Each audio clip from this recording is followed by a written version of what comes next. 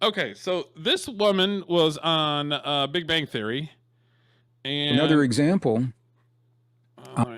she was on Big Bang Theory, and she didn't play Blossom. Yeah, she played Blossom. Yep, that's her. So she played Blossom back in the day in the 80s, early 90s.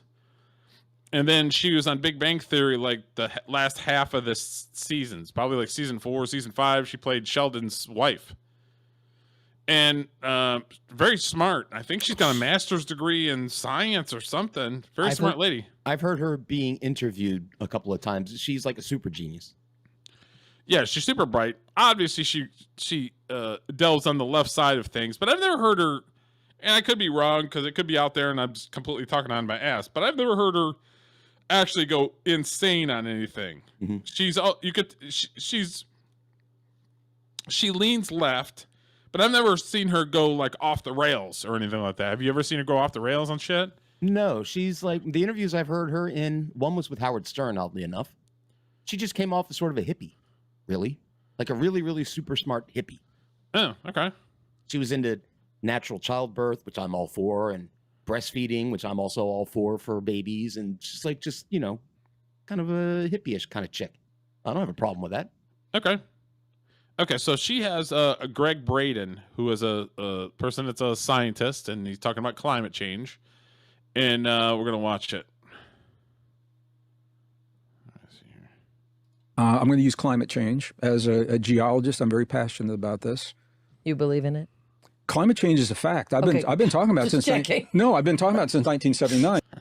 Right there. I mean, that's, you can tell she leans left. Oh yeah. Those, even though the Earth is a living organism that is going to change in some way, but okay. I don't have a problem. It's also a fact that humans are not causing it.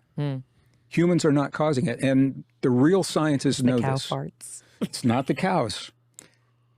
I'll tell you. I mean, NASA knows this. NASA knows that over 90% of the CO2. There is an increase in CO2. Okay, it's just I made a statement, and I just want to justify this. Is there more CO2 in the atmosphere now than there was 10 years, 20, 50, 100 years ago? The answer is absolutely yes. Is it a bad thing? The answer is no. Is it the most we've ever had? We're right about 440 parts per million right now. In geologic history, we're looking Cretaceous over 1,000, or the Jurassic over 1,000 parts per million, Triassic 2,000 parts per million. The Earth was lush, the Earth was green, life was abundant during that time. And what we see in geologic history, and this is fascinating to me, there are times when CO2 levels are high and the temperatures are low, and times when just the opposite is happening. It's not necessarily a one-to-one correlation. Where's the CO2 coming from? NASA knows. I've got a bunch of videos on this. Over 90% of the CO2 is coming from the oceans, warming. Warm water holds less gas. Here's the kicker. The oceans are warming from underneath, not from the top. If it was from the CO2 on the top, the warming of the air, it would be coming from the top. It's warming. The glaciers are melting from underneath. The CO2 is coming. The oceans are warming from underneath from tectonic processes that happen about every 12,500 years that people just don't want to talk about. It is a tectonic process that begins in the core, translates perturbations into the mantle, into the crust, the weak areas of the crust. You see more tectonic activity, more volcanic activity, was exactly what we were seeing. Another example. So what do you think? What's your thoughts? I'm not a geologist, but that guy sure seems to know what he's talking about anyway. He sure does. It would make sense that, okay, entire continent plates are moving, which would cause some sort of heat, friction, right? The center of the Earth is a giant hot ball, which you would think would... Of lava and magma. So, and that he's quoting like the Jurassic, Triassic periods, and it's been double worse than it is now then. And his point being, and back then there were trees and it was lush and everything was fine, is a good point. I think it's the arrogance of humanity to think that they can affect, through their little riding a plane somewhere, they can affect the planet. Humans need to understand that they're insignificant scientifically. Just the size, it's the fucking planet. Nothing you can do on an individual basis, in my opinion, could impact an entire planet that much. Correct. I'm not a geologist. I could be completely wrong about that. I could be talking out of my ass. Actually, I am talking out of my ass, but that's what I do here. Yes, but the problem that I have is legislation, all these NGOs, all this shit talking about climate change and what we need to do. It's all a money grab. Every single part of it is a money grab. And in this 2-minute and 7-second clip, he completely annihilated the billions and billions and billions of dollars that people fucking steal and lie about in a 2-minute clip.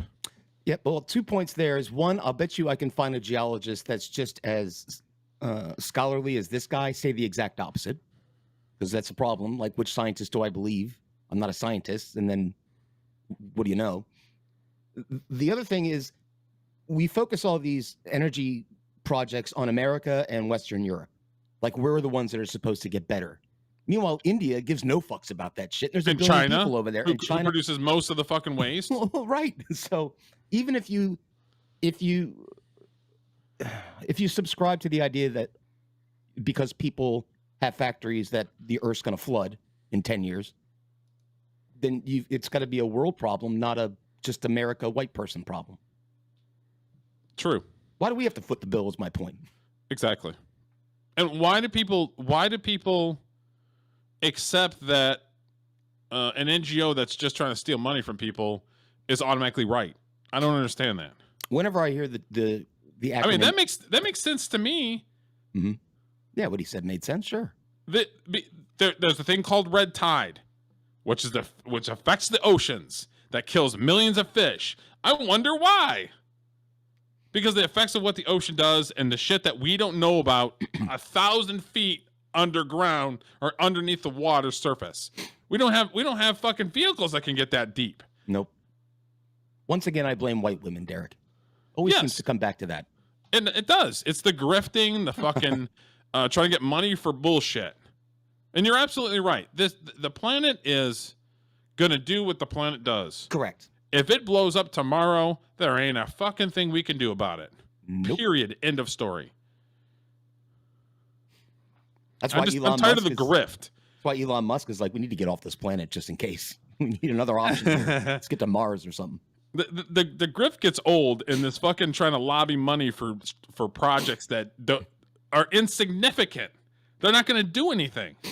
Every one of these pop-up causes and NGOs, it's all a grift. BLM, Soros Foundation, it's I agree, it's a money grab. Whenever I hear the acronym NGO, I immediately think somebody's grifting somebody. There's money in it. Yeah, somebody's lying to somebody.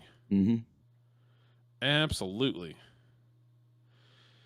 Okay, so yeah, the grifting just irritates me.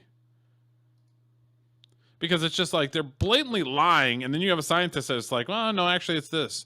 No, you're not right.